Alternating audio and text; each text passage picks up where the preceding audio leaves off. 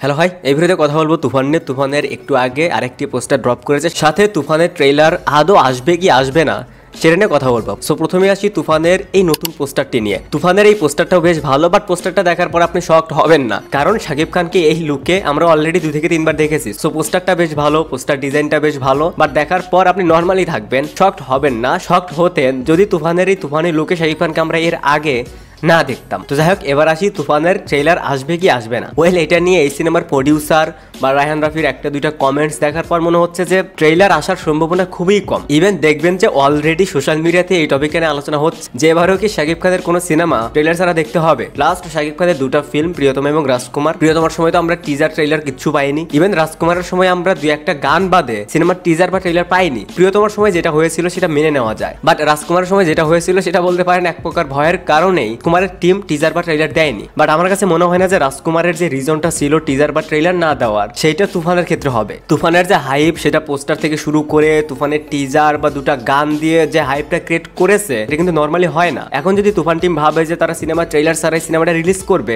হ্যাঁ তারা করতে পারে। তুফান যে হাইপে রয়েছে তাদের চলে যাবে, বাট আমার কাছে কোনোভাবে মনে হয় না যে এটা কোনো গুড ডিসিশন। একটা ফিল্মের টিজার বা ট্রেইলার সেটারই পার্ট। সেই টিজার বা ট্রেইলার দেখার পর নিউট্রাল অডিয়েন্স ভাববে যে সিনেমাটা দেখবে কি দেখবে না। সো সিনেমা রিলিজের আগে টিজার বা ট্রেইলার না দেওয়া, এটা কোনো প্রফেশনাল ফিল্ম মেকার বা প্রফেশনাল হাউস থেকে এক্সপেক্টই করা যায় না। তুফানের ট্রেইলার অবশ্যই দরকার। এখন হয়তো এরকমটা অনেকেই বলতে পারেন যে হয়তো তারা অনেক কিছু রিভিল করতে চাচ্ছে না, তাদের কাছে মনে হচ্ছে যে ট্রেইলার দেখার পর অনেক কিছু রিভিল হয়ে যাবে। রিভিল কে করতে বলছে? এটা কোনো এক্সকিউজ বা লজিক হতেই পারে না। যাই হোক, আমার কাছে মনে হয় না যে তুফান টিম এরকম একটা ভুল করবে, প্লাস এটার জন্য তারা কিছুটা সমালোচিত হবে। আমার কাছে মনে হয় না যে এরকম ভুল এই সময় এসে করবে, কারণ অলরেডি সোশ্যাল মিডিয়াতে এটা নিয়ে আলোচনা শুরু হয়ে গেছে যে তুফান টিম প্রিয়তমা বা রাজকুমার টিমের পথেই হাঁটছে, তারাও তাদের মতন ট্রেইলার দিতে যাচ্ছে না। আমার কাছে মনে হচ্ছে যে এটাও কোনো তুফান টিমের প্রমোশনাল স্ট্র্যাটেজি। দেখা যাবে তারা সিনেমা রিলিজের 2 থেকে 3 দিন আগে ট্রেইলারটা দিয়ে দিয়েছে। আর আপাতত তুফান ফিল্মের জন্য ট্রেইলার দরকার আছে, এই ট্রেইলারের ইম্প্যাক্ট অনেক বেশি হবে। তো দেখা যাক, মনে তো হচ্ছে ট্রেইলার আসবে। তো আপনাদের কাছে কি মনে হয়, তুফানের ট্রেইলার আদৌ আসবে কি আসবে না?